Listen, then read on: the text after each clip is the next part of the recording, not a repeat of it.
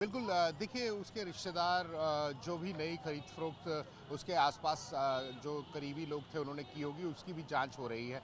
आपको एक चीज़ बता दूं कि इन लोगों ने डिजिटल फुटप्रिंट मिटाने की कोशिश की थी, उसकी रिकवरी हालांकि हो जाएगी और उस पर बड़े खुलासे हो सकते हैं। जितनी भी चीज़ें अभी तक खुल के सामने आई हैं उसमें यही है कि जो टिन्नू और अनुकल्प थे, यही पूरा जो है वो ताना बाना बुन रहे थे। इन्होंने ही पूरी जो है वो पूरा जाल फैला रखा था और इनकी ही पूरी स्ट्रैटेजी थी जिसके मुताबिक ये सब कुछ चल रहा था। डिजिटल जो फुटप्रिंट है वो मिटाने के लिए इन्होंने पूरी कोशिश की थी, उसको रिकवरी अगर हो जाती है तो बड़े नामों का खुलासा होगा। जैसे कि कल भी हम इस पे चर्चा कर रहे थे कि 17 बड़े नाम भी है इसमें, जो कि जल्द सामने आ सकते हैं।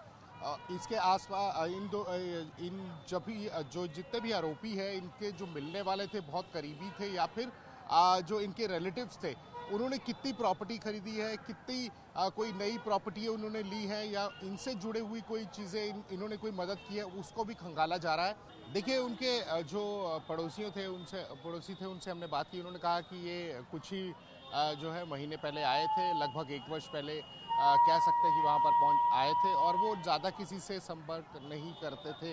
हालांकि उन्होंने ये कहा कि उनके घर पर काफ़ी सारे लोग आते थे और वो उन पे वहाँ पर कई सारे जो है वो मीटिंग्स बैठक जो है वो चलते रहते थे। बैठकों का दौर जो था वहाँ था, क्योंकि लोग आते थे, कुछ ना कुछ हो सकता है कि वो सारी चीज़ें स्ट्रैटेजीज वहीं पर बनती हों और जो ये पूरी बंदरबाट थी ये भी हो सकता है कि उसी घर में होती हो। हालांकि हमने उनके घर वालों से जो है वो पूछने की कोशिश की तो उन्होंने कहा कि हमें फंसाया जा रहा है।